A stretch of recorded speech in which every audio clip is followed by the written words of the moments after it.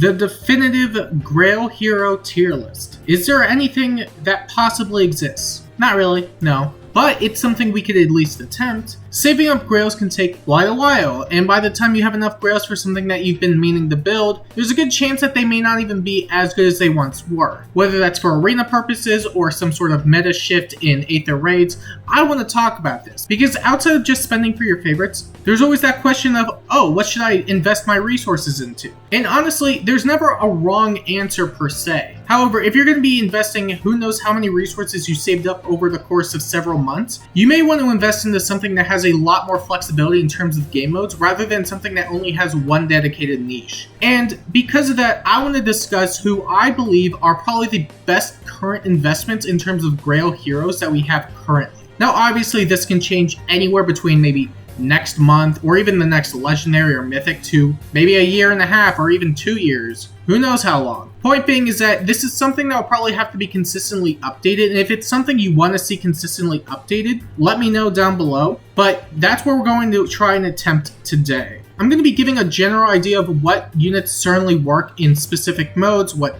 doesn't usually work, and some of the standout highlights for each in particular. And after all that's said and done, I'm going to do a final tally of who I believe are the best investments currently, and maybe we'll do this monthly, but we'll wait and see until that point. Still, in terms of overall rankings, I have a system that we're going to go based on. We're going to go based on golf rules, and if you aren't aware of how golf rules work, it's usually the lowest score wins. And how we're going to tally this is that if you're in the highest tier, you get a lower amount of points, and if you're in the lowest tier, you get the most amount of points. So based on 5 specific tiers, that's how we're really going to go about it, and the ones that generally have the lowest score tally at the end of the video are going to be the ones I would personally recommend investing into if you are looking for a good merge project. But yeah, with all that said and done, we're going to be taking a look at 3 specific game modes: Arena, Summoner Duels, and Aether Raids. PvE, you can basically get away with anything you want, so I don't really think it's worth taking into account, especially since there's way too many factors that you can just pile on. It just doesn't really make as much sense to do that, so we're really just going to focus on those 3. Starting with Aether Raids, which also, in fairness, a lot of stuff does work in this mode because there's a lot of flexibility when it comes to building, team compositions, and overall blessings. But for the units that generally stand out in the mode comparatively to others, you have a few standout options, including Dancer Eldigan, who is quite infamous for being the Milla counter, as he can stack up his defense like crazy, and because of his access to Wagasa Plus, he can make defense checks way more consistently than any other unit of his kind. Eldigan is probably one of the best options, at least when it comes to Dark Season, because he could dodge stuff like Milla very consistently. So if you were to stock up his defense like crazy, give him any sort of weapon with a defense refine, although Wagasa is readily available in the Grails, you should be able to avoid Milla 9 times out of 10 unless you run into a super whale Milla. But even then, there's also a good chance that you can dodge that too if you are given the right tools and assets for it. You also have young Innis, who, while definitely isn't as strong as he once was a year ago, he's still quite formidable in terms of Aether Raids defense, especially if you were to put him on a Catria ball, because he could shut off stuff like damage reduction and stuff like Hardy Fighter if you were to get the special off on the second hit, which is easily abusable to do, especially if you were to give him something like Tempo and Times Pulse, although low speed defense can also be good for consistent damage output. Still, with Bow of Frelia having the Deadeye effect, you are very flexible in what specials you can use. You don't even necessarily have to run Times Pulse, you could always run a 2 cooldown special such as Ruptured Sky with any sort of attack speed boosting C slot, including attack speed of 4, which can also open up your slot for any sort of teleportation gimmick, although if you are using him on the Catria ball, then it's not really going to be as prominent. Still, he has a lot of flexibility when it comes to his special, his offenses are really good, and with the Deadeye effect and Slaying effect in Bow of Frelia, he's going to be one of the better defense units that you can have on your team. You also have someone like Rutger, who is one of the fastest units in the game, has a Slaying effect with dual phase speed-based breath, and has so much flexibility in terms of just sheer scope that you can pretty much use them for anything. Although one of the standout highlights when it comes to him specifically is probably a godlike reflexes build, not only because he is, again, one of the fastest units in the game, but because he can have godlike reflexes ready to go, and it doesn't really have to come at the cost of anything in particular because he already has damage reduction from his weapon. And because he can run no follow-up in his Sacred Seal, he basically has a free B slot for anything. And while you could always use something like Time Spells and Asker support instead so that you could get another free B slot option. Shield Pulse is more than free for him, mainly because of the fact that it doesn't come at the cost of much else. And for what else he could run in his B slot, it's really just going to be diminishing returns at the end of the day. And as an overall generalist tank, Richter is probably one of the strongest ones that we have in the Grail pool currently. And then beyond that, you have Zephyr, who arguably aged the best of the 3 sword armors that we have in the Grail pool currently, mainly because now that we have an inheritable dual phase Brave sword, and while Black Knight can also do his own shtick and can also run the same arcane sword set, he is arguably a bit worse, mainly because he is dumping a lot of his stats for speed, which can be good in some scenarios, but for general tanking, Zephyr is going to be a lot better in the long term. Which is why I do have him 1 tier above the other 2. But that isn't to say that the other 2 are bad. It's just that I would say he stands out the most comparatively in terms of the tanking role. So you have a lot of other options when it comes to the general Aether Raids meta. Again, you could still use something like Arden with Arden's Blade. It's a dual phase Brave weapon, has attack, defense, and guard built into it, so it does have a lot of tanking prowess. He doesn't have the best res, which is a bit of an issue, especially if you are going to go up against stuff like Medius, Saros, or any sort of dragon on Aether Raids defense settings, as that can easily shred through his bulk and actually knock him out of the 50% conditional. So if you wanted to use somebody that was a lot more min-maxed with Wyvern Katana, while they may not have as much attack per se, their general tanking prowess is going to be so much better, which is why I do have Arden a bit below. But still, you could also do something like a Godlike Reflexes build with Wyvern Katana, and I still stand by the idea that you could still speed stack with this if you have the right stats with it, because even though -8 speed isn't really that great for this role in particular, with Blessings and support, it's really not going to be that difficult. You can run something like this with Hulse, and he should be able to do quite a lot. You also have Delthea, who is a really strong Aether Raids defense unit because she has her 2-space teleporting gimmick with the dual effect to speed and res, as well as a bunch of stats that she gets from death, but most definitely the highlight is going to be from the fact that she gets the 2-space teleporting gimmick, which is really strong in all sorts of settings, but for Aether Raids defense in particular, it's going to stand out, mainly because you could get the jump on a lot of units, especially if they aren't in range of far safe protection, although in most cases it may not necessarily be the case. The 2-space teleportation is still going to be quite strong. But even outside of that, you can still do stuff like far saves with Vantage and Wyvern Yumi. The dual phase Brave weapons in particular are really strong, and especially with armors who could get paired up with breath support like Thor, they're going to be able to get specials out quite consistently and hit really hard. And if they need to take a hit, they most definitely can in a lot of scenarios. Although, of course, you also have standout options when it comes to Gale Forcing, including Naysala, who has his half-null follow-up shtick, he has 3 movement, he has true damage, and he has innate Flashing Blade, which is going to be one of the highlights there. Half-null follow-up with innate Flashing Blade means that he can consistently get stuff off consistently. He doesn't have to worry about running Heavy Blade or Flows, which he can't even use in particular, so the only option he would really have left is Near Trace, which is still great because of the fact that he doesn't really need much else besides Near Trace, and you can still make him into a Wings of Mercy beacon if necessary. Although if you wanted somebody for a Wings of Mercy chaining beacon, you could add Larm into the mix, because with Curtains and Clash and Heavy Blade, she should be able to get Gale Force off quite consistently, especially if you do have the fodder readily available. And normally she wouldn't necessarily be above someone maybe like Cynthia, who has her Wings of Mercy stuff at 80%, but because she is a dancer, she can effectively grant somebody who's a lot stronger another action while also getting damage out, which is really convenient. But beyond that, everyone pretty much just follows the same shtick, but maybe just a bit weaker, although you still have other units that can do stuff like Canto Control and Aether Raids defense if they are infantry, so dancers such as Young Azura or Halloween Nils can stand out in that regard, mainly because, again, they have Canto Control, which is quite convenient. And outside of that, there's really not much else because everybody else basically does the same thing, but maybe a bit weaker, although you could still do other niche stuff like Palm Staff, Attack Speed, Rain with Sudden Panic support on maybe someone like Cyan Nana, who can provide pretty good support, all things considered.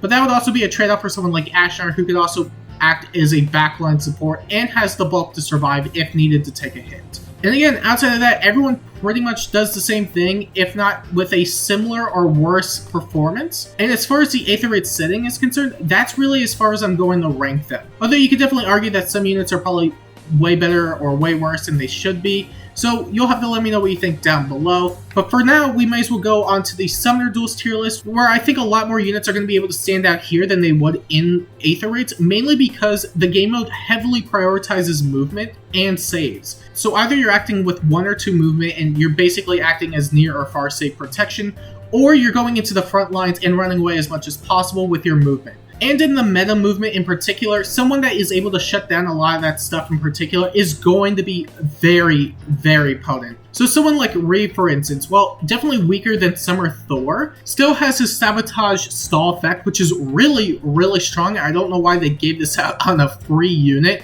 but that combined with a Slaying effect means that he can also act in combat when necessary.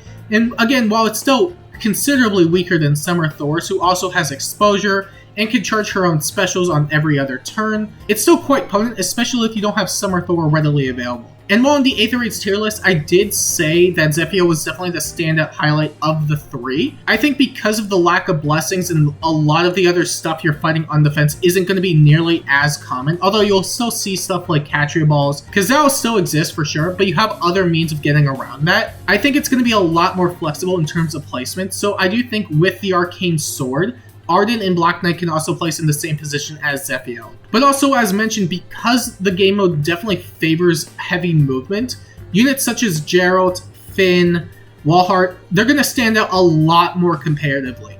Mainly because, again, they have a lot of movement, and they can do a lot more things that maybe other units of their kind can't. So for Geralt, he can act as a hybrid unit with his Sudden Panic support, although it's a bit better than Sudden Panic because it's unconditional and can affect all units within 2 spaces, so it's just ready out of the gate. It also debuffs and has all that stuff. You have Walhart, who definitely may have struggled a bit more on Aether Raid's defense settings, mainly because you can get around his flash effect with near saves. Even if you were to just plonk, it's going to be very easy to dodge around because his range is super big. You could just bait him out and then you can kill him with a near save. But for Summoner Duels in particular, if you could get him close enough, especially on Earth Rendering Seasons, or for anything that pressures the foe to come in closer, or for you to get closer to the foe without risking Walhart's life, his flash effect is going to be so much more potent, which is why I do think he's going to stand out a lot more in terms of Summoner Duels. And even with someone like Finn, who may not be able to Gale Force as well as maybe someone like Naysala or anybody else with a Brave Weapon, he does have 3 movement and can quad very consistently, so with Loyalty Spear, he can actually hit and run quite well, and if he needs to take a hit, he can always set up Speed Smoke after the combat, assuming he doesn't die, run away, and even get close enough for far save support, so he can actually act really, really well as a melee specialist, if you really need him to. And the reason why I don't have any of the other particular armors ranked higher is mainly because I don't think Arcane Downfall is as good as the Arcane Sword, because it grants a guaranteed follow-up, it has Guard, it has Slaying. Well, they both have Slaying, but I don't think the effects that the Arcane Downfall has over the Sword is nearly as strong. But also, we don't have any Arcane Lance as of yet, so that positioning can always change. But for what they have right now, Courtly is still a really solid weapon. But also, speaking of inheritable lances, we have the Shadows of Valentia cast who can run stuff like It's Curtains and Ouch Pouch. So if they wanted to do some sort of Blazing Wind set with trace abilities, someone like Fernand, Clive, Conrad, Berkut, Dean, they can all make use of it quite well. Although Dean will probably have a bit of a harder time running away, mainly because Far Trace isn't nearly as good for running away. Although you do have the range aspect to look forward to, mainly because he doesn't have to get in your face on the opponent, which is quite nice. Still, with its Curtains and Spring Sonia support, they'll be able to get a Blazing Wind going immediately. And while you could still make the argument that you could always use someone like Valoria and then run any other unit with a Slaying Lance or a Slaying Sword or whatever the case may be, I don't think it's nearly as potent because A, you're not nearly giving up as much, especially since you can activate it whenever you want, meaning that it's also pulse type proof.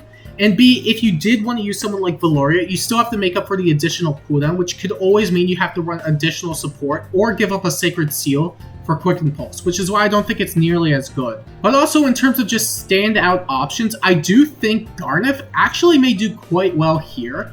You could still argue that he would still do quite well in a lot of other modes, but because he does have his splash effect except against magic foes, he definitely has a way bigger safety net than a lot of other units. Although now you'll have to watch out for someone like Ninja Camilla, who may end up becoming really common because she is really strong. But for what it's worth, I do think Garneth can actually carve his own niche in Summoner Duels quite well. And the only thing left worth highlighting, in my opinion, is going to be the ranged armors, mainly because they're not going to be nearly as good here, in my opinion, because of the fact that they lack Hardy Fighter. And that could easily be a big problem, especially if you have to defend against stuff like Dual Crons or anything with Deadeye, armor effectiveness, lethality, so on and so forth. That's going to be a lot more difficult to do than something maybe like Zephiel with Hardy Fighter and Arcane, because they have the ability to run stuff like Aegis and Pavis and all that stuff, which makes them a lot more prominent in terms of just tanking. And while you can still argue the same thing for the likes of Aether Raids purposes, I find that it's not going to be nearly as problematic, mainly because you could stack HP to Oblivion with Mythic support. You can get all sorts of supports, especially if you were to be adjacent to a lot of stuff during Saviors. And while you can still say the same thing about Summoner Duels, you have up to 5 teams in Aether Raids, meaning that it's going to be a lot more flexible in terms of teams. So if one team doesn't work in Aether Raids, you could always swap to another one, but for Summoner Duels, you have to choose the specific one. And if the matchups are just bad, then that's pretty much it. And that's really about it in terms of Summoner Duels. Beyond that, it's really just the arena scoring, and this one's going to be quick and easy. It doesn't really matter if you're the craziest, strongest unit to ever exist in FEH. If you don't score well enough, then it doesn't matter for arena. So even for someone like Arden, who's a really, really good near save, he doesn't score well, so he's not going to be ranked that high. If anything, he's going to be ranked really low because his BST is really bad. But for someone like Cervantes, who's objectively weaker than Arden, even though I guess it's not really comparable since they all have different weapons and all that stuff, still, I find Arden to be a lot stronger. That being said, because he can score 762, which is currently the highest for free-to-play standards, he is going to be ranked way higher considerably. But also dragons like Garen and Kana, who have the distant counter Sacred Seal, meaning that they can score even higher than units below them, they're going to have a lot more value comparatively. And while this will still definitely fall off in the future, as it currently stands, they're going to be doing a lot more in terms of scoring. But also for someone like Brigand Boss, who doesn't even have a PRF, he can still score high because he has higher BST. So even with someone like Brigand Boss versus Ashnard, they're going to be scoring the same, whereas Ninja Hana and Ashnard aren't, because Ashnard has access to a PRF and 300 SP B slots. He's going to be scoring a lot higher comparatively than someone like Ninja Hana. And the same thing could be said about Flame Emperor. It's all really going to boil down to high scoring skills, so something that has 300 SP or the maximum amount that you could get to, the PRF so you could score even higher, and if you're a dragon, the distant counter Sacred Seal, which is going to actually help you score even higher than some other contemporaries.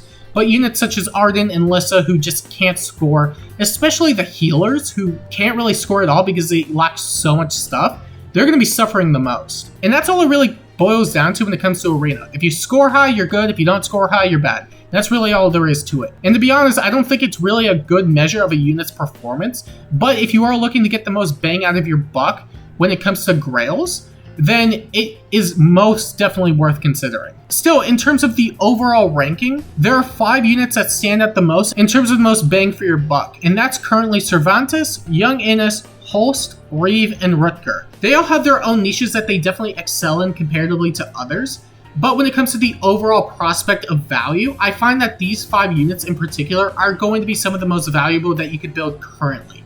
Now, obviously, this can still change with time. It could always be Cervantes at the top if we ever get Arcane Lance, or it could even be some units going down or even higher, or we even get more units that fall in line with these 5 units if we were to get newer skills and all that stuff in the future. But as it currently stands, I do think if you had to invest any of your Grails into any unit in particular, these are probably the best 5 you could do currently. Although, if you don't want to invest into any of these in particular, you also have other options including Finn, Jomp, Walhart, Delthea, Har, Geralt, Zephiel, and you also have other standout options including Arden, Black Knight, Kanas, Garen, Julius, Kana, Linus, Marissa, Nasella, and Yenfei. Of course, you should never let this discourage you from anything. If you want to build a specific unit because you like them, that should absolutely be your priority. You shouldn't have to follow any sort of tier list or guides or whatever, but if you are looking to invest into future prospect stuff, then it may be worth taking any of this into consideration. Although I always recommend that you get further opinions from other people, because getting a multitude of opinions gives you a better idea of what people generally think. And while you can always form your own opinions, it does help in the grand scheme of things, especially if you are looking for different perspectives. As my perspectives will always differ from other people's, I do think it's important that you do get those perspectives, as again, you may have a better idea of what may or may not work. So this is really about it when it comes to the overall rankings in terms of the quote-unquote definitive Grail tier list. And if you want this to be a recurring thing that I update every month, just let me know down below. I'll definitely take it into consideration if people are interested. But until then, if you want to see more videos like this, make sure to like and subscribe. And until next time, I'll see you later.